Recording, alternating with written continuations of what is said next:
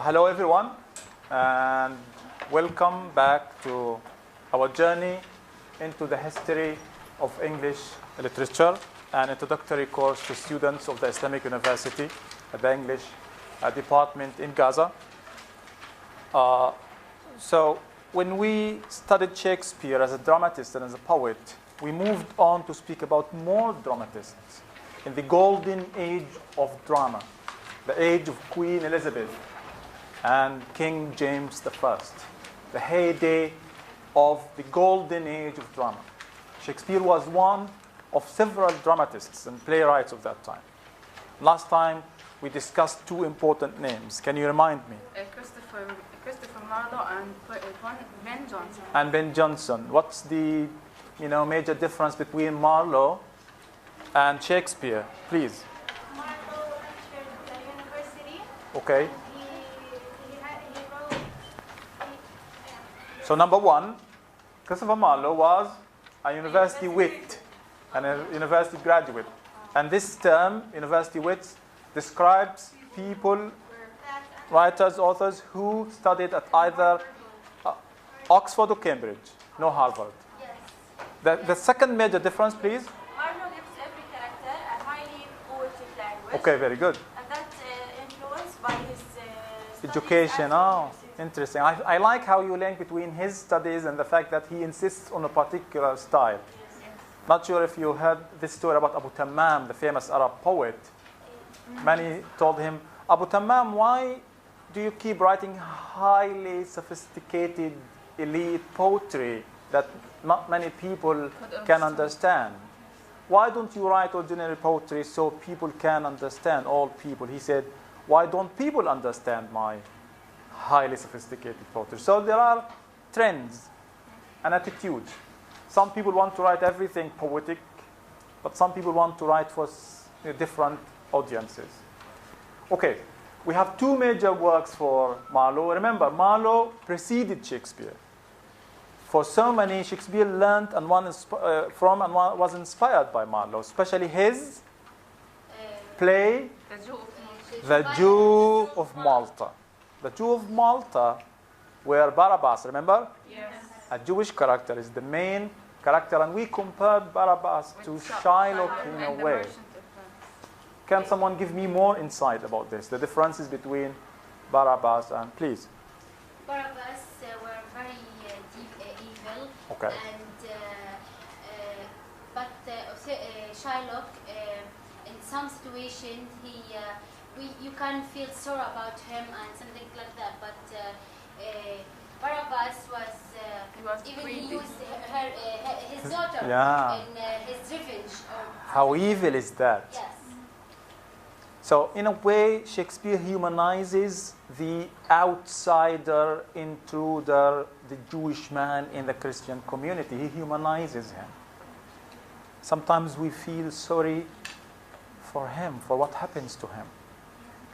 But Barabbas is almost complete evil. Someone who uses his own daughter as a sex object to seduce someone so people can kill themselves. And when she refuses, like later on, when she realizes how evil her father was, what does he do to her? He poisons her. And he poisoned also. He kills her. All the nuns. Causes the death of many people. What else can you say about Barabbas and Shylock, please? The Masque. No, Barabbas and Barabbas. Shylock. Which is more, in a way, more artistic. Because in literature, listen, there shouldn't be absolute evil in literature. Yes. If characters are too good or too bad, but if it is a bad character who does good things or a good character who does bad things, we kind of, in a way, relate sometimes. Yes. It's similar to us. Because if they are too good, too bad, it's like Heroes. angels and demons or the devil. So Shakespeare is more colorful. And the same thing happens for Othello, more colorful. Ithamore, the black character in The Jew of Malta, is also, in a way, in so many ways, is pure evil. because he helps Ithamore to kill as many people as possible. So this is a tragedy. There's blood, there's revenge. What else did we say about Marlowe? More? Marlowe? Yeah? Marlowe. Marlowe. You like the Masque. Tell us about the Masques. Yeah, okay. Okay, the Masques. The Masque. There are plays that are presented in the Masque. They are presented for kings and queens and royal families. Okay. Also, they are presented for one time. Okay. Only once. It's been acted. Okay. And the actors are Not professional actors, but members of the royal and noble families. What do we learn from the Masques? What does it indicate about how the king, because the Masques became famous during the reign of King James I, who succeeded Queen Elizabeth. What does it tell us about literature and literary production of that time? The Masque. Kings appreciate Yeah. literature and love it. Remember King Alfred in the Middle Ages? Yes. Now, many in the old English literature, we saw the church taking care of a lot of writing down many of the poems, and now the kings, the royal family, the monarchy in general started paying more attention to literature because literature is powerful, it's important, because literature can change our way, the way we think, the way we behave, the way we react. So they realized that they have to bring many poets and playwrights closer to them, and they became their patrons. They would give them money and provide them with protection in exchange for praise, for good poetry. So King James brought the whole theater inside. Instead of going to the Globe, Shakespeare, he brought it inside, and many playwrights wrote several masques. And a masque is a short play with noble themes special for the king and the royal family. It would be performed on certain occasions only once, etc., etc. And a famous playwright who wrote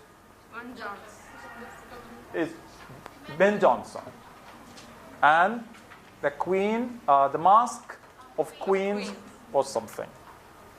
And it's funny how, remember when we first mentioned Ben Jonson, we said he was arrested more than once, probably for being critical of somebody. But now he is buddies with the king. And he's a famous man. We're going to get back to Ben Jonson as a critic. So today we continue. We speak about certain issues, again, related to drama, mainly during King James I. Drama that is described as the Jacobean. Again, Elizabethan and Jacobean. Although Shakespeare is both, he's generally described as Elizabethan. So King James was one of the kings who, we'll see this probably later on, he loved literature and writing and artistic expressions. It was during his reign that the Bible, for the first time, was officially translated into English. Can you imagine this? England is a Christian country for almost 1,000 years. And the religious book, the Bible, was in Latin. And this is the first translation, official translation here. 1,000 years later. But again, it shows how the king played a major role in helping poets and playwrights and literary figures. And remember, this always comes at a price. Because if you are friends with the king, probably you're not going to be critical of him in your writing. So this is some kind of censorship, self-censorship. Like, I don't want to write this because probably the king is going to get angry or something. So because of King James, we have the masques mainly. The Masque, and Ben Jonson wrote a famous one called The Masque of Queens. What are masques? Again, they are short plays acted generally only once. For Shakespeare, for the Globe, the play would be performed more than once, sometimes 20, 30 times, because it would be famous and people from all around, not only London, but other cities would be coming and pay money to watch. And you pay some pennies, you stand and watch close to the stage. If you are rich, You have more money, you stand on the row, you sit on the rows up. But here, this is a play performed inside the palace, the court of the king.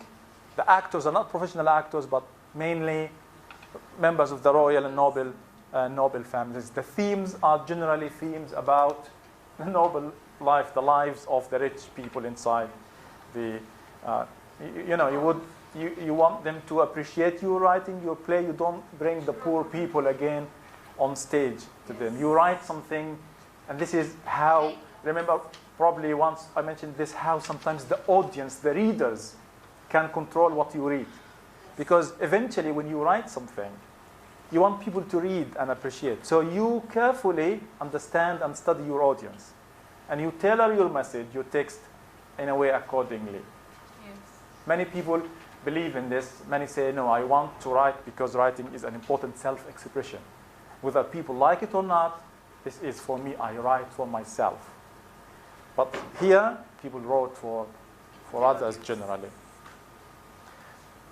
So we move here to another important figure, Thomas Kyd, with the Spanish tragedy. The Spanish tragedy is said to be very important here because it was again a play that inspired many other plays. It's generally described, as you can see here, as tragedy of blood. Tragedy of blood. In so many ways, people believe that during the Elizabethan age, because of the heroism and the knights and the battles and the wars, they brought this on stage. So there is always somebody wanting to take revenge. Remember that even the sparrow wanted vengeance from the cat's wild and tame. So the Thomas Kyd with the Spanish tragedy is a play that is said to have inspired Shakespeare's Hamlet and many other such plays where there is a lot of death, blood, and destruction on the stage because, I don't know, again, the audience, the people of that time loved violence, loved battles, loved to see this. I don't know how we can explain this, but generally this, in a way, reflects something inside, the psychology, or it helps us release. Because sometimes if you release the anger, the violence, you don't do it yourself. If you watch others do this. And some people say, no, this is how people learn to be violent. It's not the other way around. So there's an argument here. Like Hollywood movies. If you watch too much violent movies, you're going to turn up to grow up violent. But people say, no, this is to help them release the anger and the violence inside in a creative way. Because at the end of the day, when you watch the movie, the good are rewarded and the bad are punished. But still, it teaches us that the bad can be punished violently without even court and everything. So, however, in the Spanish tragedy, it's exactly the opposite of Hamlet. In Hamlet, we have a son trying to take revenge for the death of his father. Here, it's vice versa. In the Spanish tragedy, as the name suggests, it's a tragedy. But here we have a father who wants to take revenge for the death of his son. And this is generally called, again, blood tragedy. Why? As the name suggests, there's a lot of blood, death, destruction, violence, and loss on the stage. On the stage. Okay? And like we said here, during the time, the reign of King James I, plays grew more and more violent. Why? That's a tough question. Why? Is it Why? the life they lived? Generally, literature mirrors life. When you write, people who wrote 100 years ago didn't mention mobile phones and the internet and Twitter and Facebook because they didn't exist. And this is a very simplistic answer. But usually you reflect something you feel, something around you. Either because there's too much of it around you, so you reflect it, or because you want this. So in your book, you could, for example, write a story about how women struggle for their rights, for equality in Gaza. Because you think that women don't have equal rights. So they struggle for this. Or you write because you want a world, you depict a world, an ideal world where women have equal rights.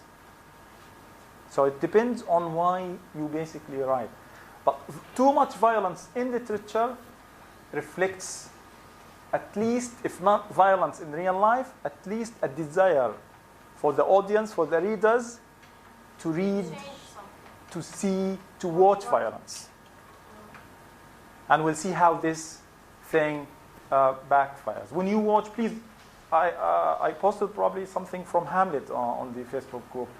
If you Google or go to YouTube and search for Hamlet, the BBC production, please watch some of the plays. Hamlet is a good way to start. I'm not sure how you're going to feel, but in the past they say, like, tragedies help us to heal, to release the anger from inside of us. That could be one reason. People, the writers, the authors wanted to fix the society, to show them that too much violence, see, it doesn't end well. It ends with blood, with death, with destruction. Everybody dies. Because maybe to show them the results. Yeah, maybe. So next we move to our final dramatist figure here, John Webster. Listen to me. Yes, there was violence and blood and destruction, but many also playwrights wanted to bring new themes. And we have a wonderful man here, John Webster. He composed several plays. Two important plays he composed are The White Devil and the Duchess of Malfi. Again, The White Devil and the Duchess of Malfi by John Webster. If you look at the name, Duchess is the female of Duke. In Shakespeare, generally, it's a man that is in the title of the play. Hamlet, Macbeth, Othello, King Lear. Although King Lear is largely about his daughters, but King Lear dominates. Even when there is a woman in the title, a man is there. Romeo and Juliet. So a woman can't be there even in the title. And even when the woman is alone in the title, it's like Taming the Shrew. You know, Tarwid al-Sharisa by Shakespeare. So even if the woman is in the title, she's not good. A man is taming her, in a way. But here we have an author who brings women and puts them in the title of the plays and makes them the major characters of the whole play. The White Devil and the Duchess of Malfi are two important plays because they bring women as the main characters and they show women as victims to male violence. Male violence. We've seen, for example, Lady Macbeth. We spoke about Lady Macbeth. But generally, she pushes Macbeth to do evil. And she commits suicide. We've seen Ophelia. But Ophelia is too meek, too weak, too submissive that she dies. Maybe an accident, maybe suicide. But here we have women presented as victims, not victimizers. Victims of male violence, and this is why John Webster is important. So more social issues, more themes, more characters started to appear on the stage by time. But don't forget, women were not allowed to be on stage so far. So a man would be playing soft voice, and no beardless, soft voice young man would be playing a role of the woman. Was it a bad idea for Jonson and for Jean to present women as victims? Did it affect him? I'm not sure, but we can read more about this. How popular was he?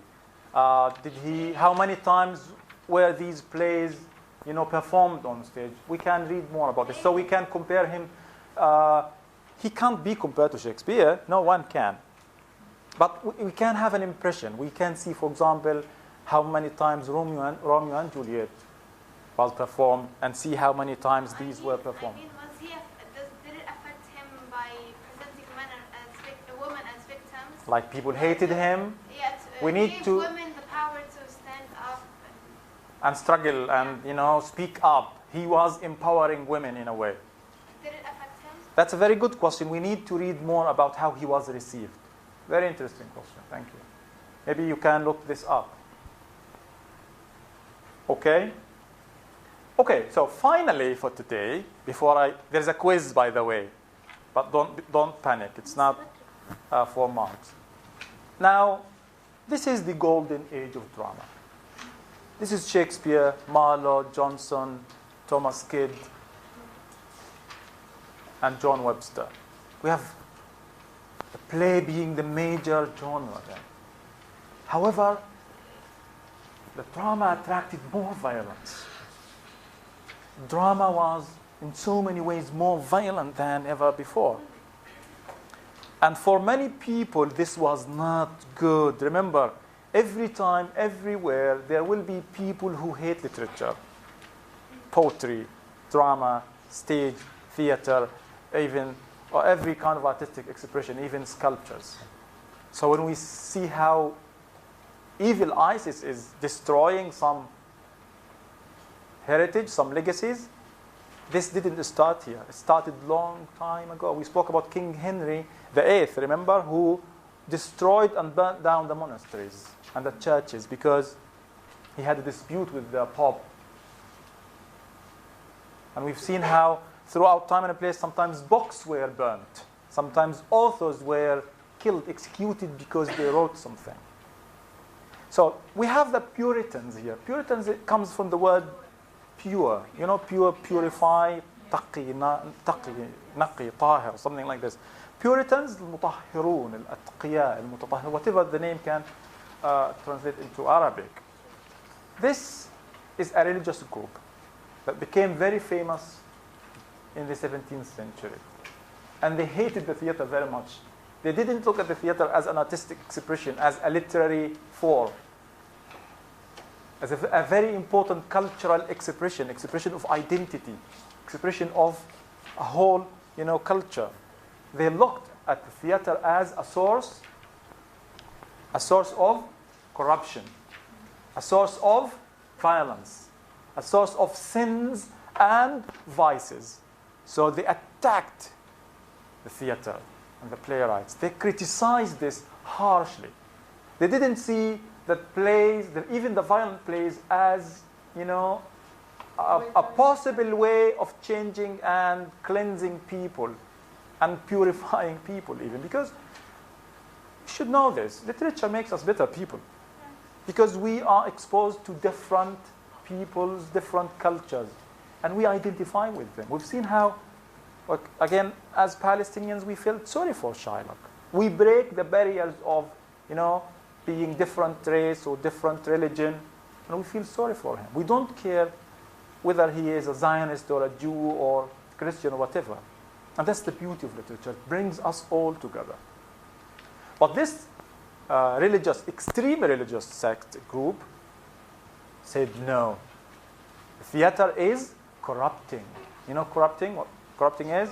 Is destroying the minds, destroying of the people, destroying the future of the society. People learn violence from watching these plays, and eventually, sadly, in 1642, very important date, 1642, they closed the theater. So what happened in 1642? The closure of theater by the Puritans. Why? They believed it was a source of corruption, violence, sins. And it's so sad, heartbreaking how the golden age of Shakespeare and Marlowe and Ben Jonson and Thomas Kidd ended in criticism, censorship, remember? Yes. Censorship, play this, don't play this, delete this, and decline. The golden age of drama that lasted about 50 years comes to an abrupt, violent, sudden ending because of the Puritans, who hated drama and viewed it as a source of corruption rather than an artistic expression, an expression of culture.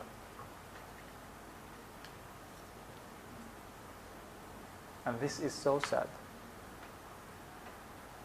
And I mean it. It's heartbreaking because we could have more people like Shakespeare, like Marlowe. However, listen, people's creativity never stops. I usually describe literature and creativity as, you know, the river, like water. When there is water, if you close one particular route or path, it eventually goes from another way. Down, up, next, right, left. And literature is part of who we are as human beings. Cats can't say literature. They mew, but their mewing isn't poetry. It could be musical, but not poetry.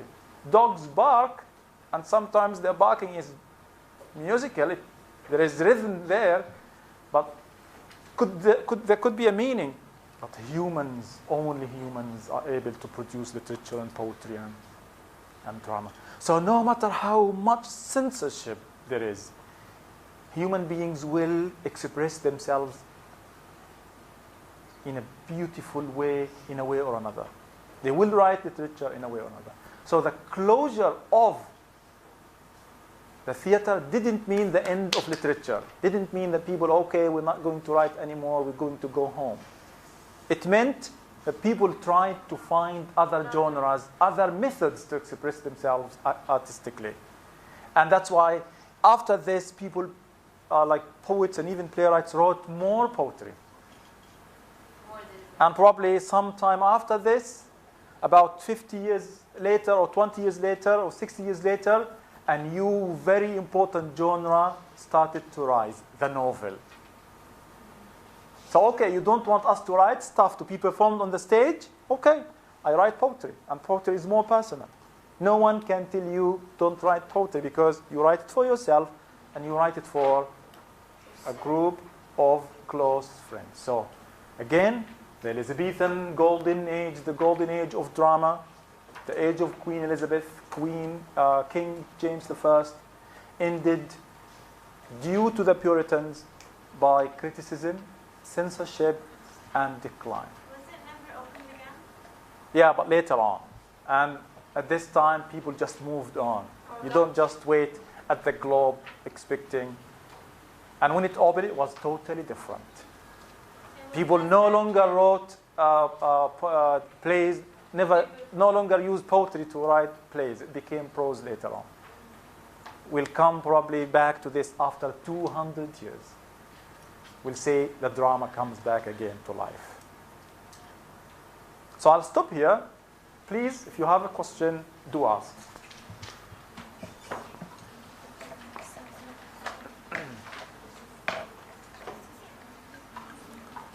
Yeah, question, Shakespeare, Marlowe. If anyone has a suggestion, has an idea, anyone read something, wants to share, please. So it is still closed for 200 years? No, less than that. But the theater, the drama was never the same again. It never recovered. It came back to life, but it wasn't as powerful because now people can read. There's the newspaper. You don't have to go out and watch and pay money. You buy the newspaper, you buy the book, and you just read it. Yes? Someone? Good question.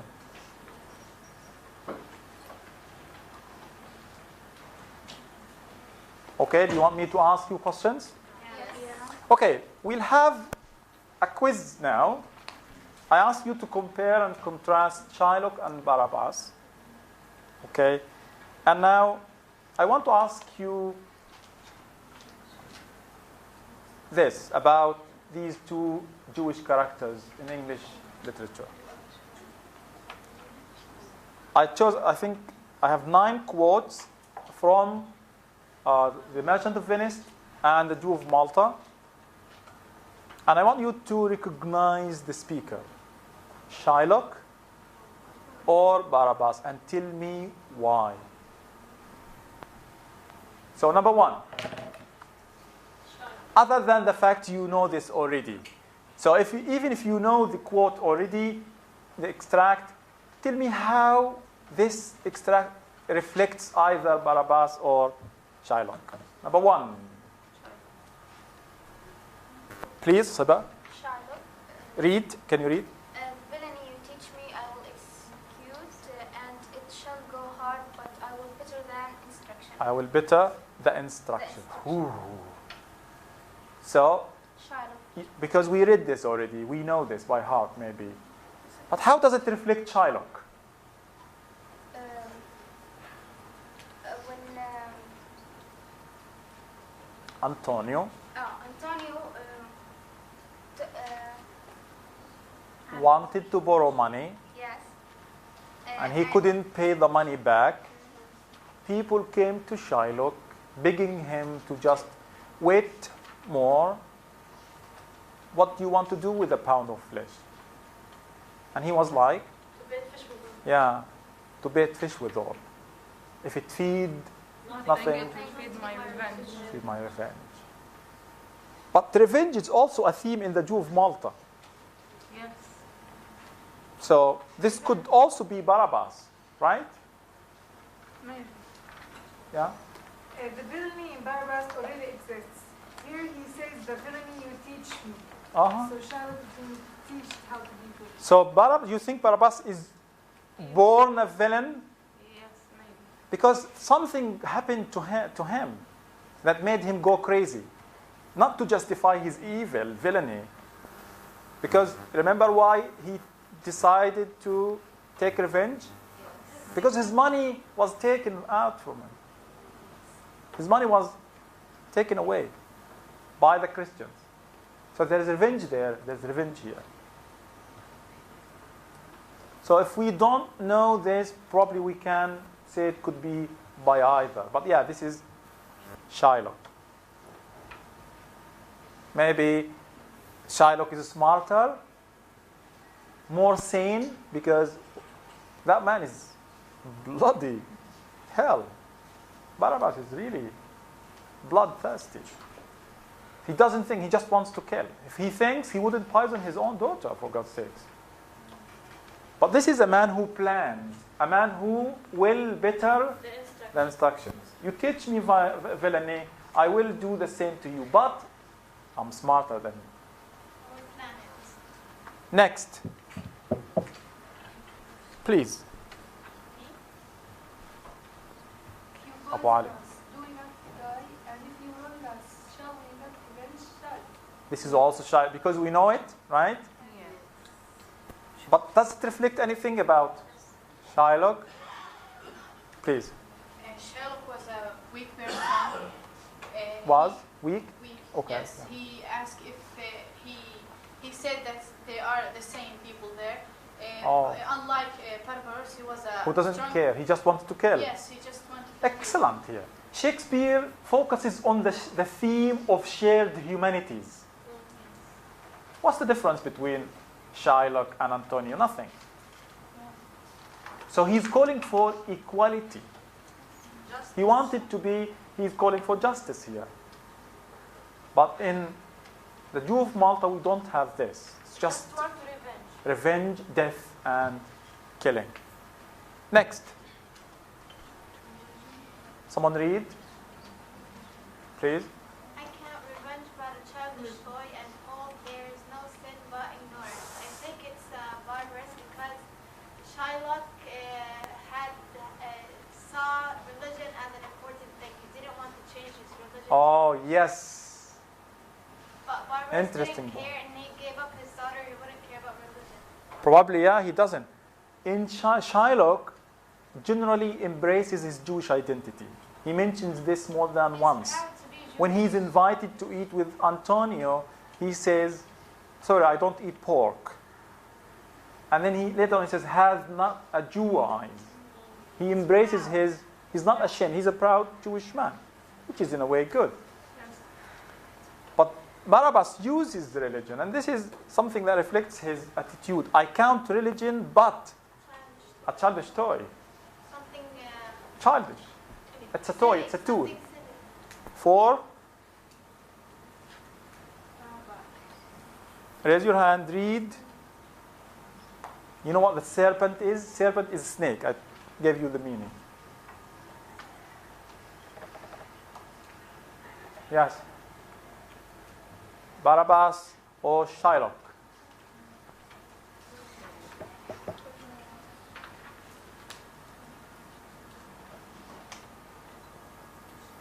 How does this reflect? Please, read. Now will I show myself to have more of the servant than the dove?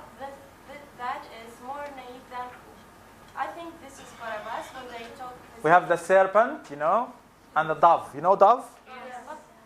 So I'll pretend to be the dove, but in reality I am the snake. Shylock or Barabbas? Barabbas. Are you sure? Yes. Huh? Are you sure? Who says it's Shylock?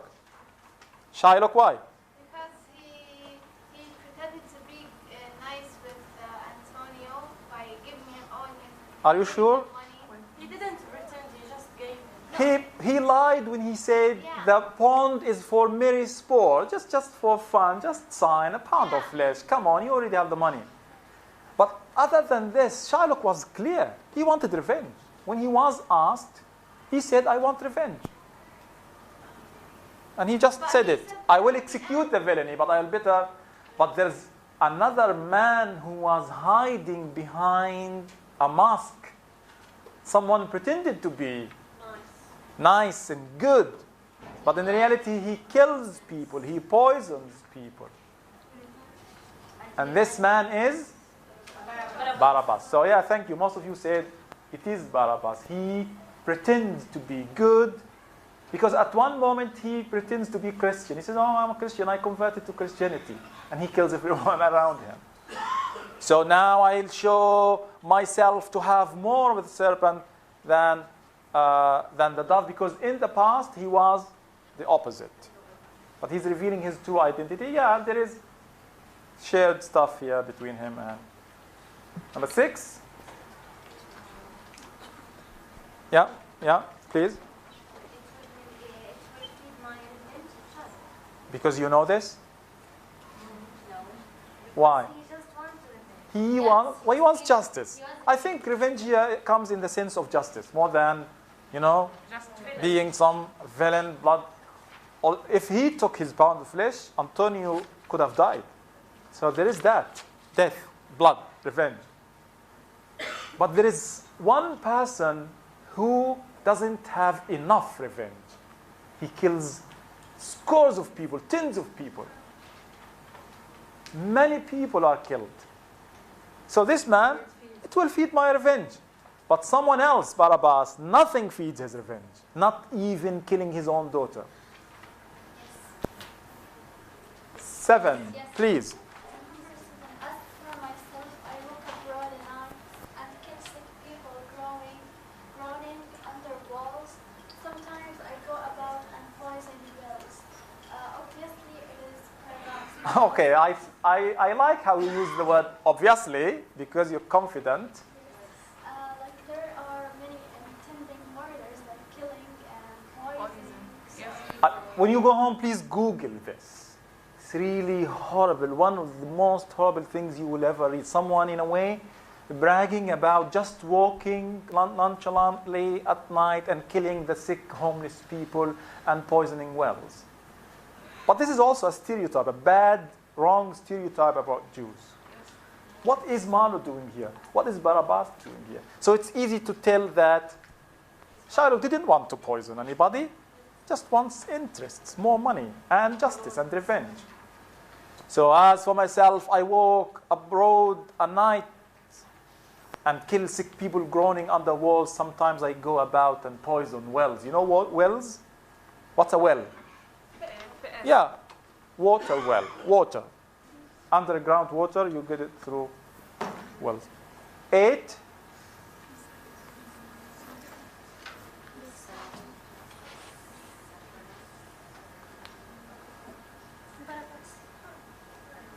Yeah, someone else? Shylock had a daughter also. Don't forget this. Yeah? This son and daughter suffer in his streets, I guess Barabbas said that because he forced his daughter to do bad stuff and she didn't want to. Maybe he was convincing her. Controlling her, be silent, ordering her to shh. If you get used, if you forgive sufferance, if you tolerate, if you forgive, this breeds ease. In a sense, it means if you let people wrong you and you don't take revenge, people will get used to wronging you all the time. So if someone slaps you, don't give the other cheek. You just punch them and probably kill them. That's his strategy. So he's telling his daughter, don't forgive. Forgiving is not good. Forgiving doesn't make people rethink their crimes or their mistreatment. Forgiving makes people want to wrong you even more, to hurt you even more. And finally,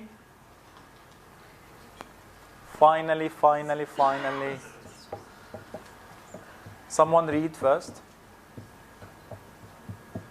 Please. I hate him for he is a Christian. Things past Christian. Things past recovery are hardly cured with Exclamations. I hate him for he is Christian. I hate him for he is a Christian. Not Barabbas? Who was more religious than the other? Probably Shylock. We said he was a proud Jewish person who embraced his heritage and his religion in a way that is probably more obvious than Barabbas. Barabbas, religion for him is a childish toy. I hate him.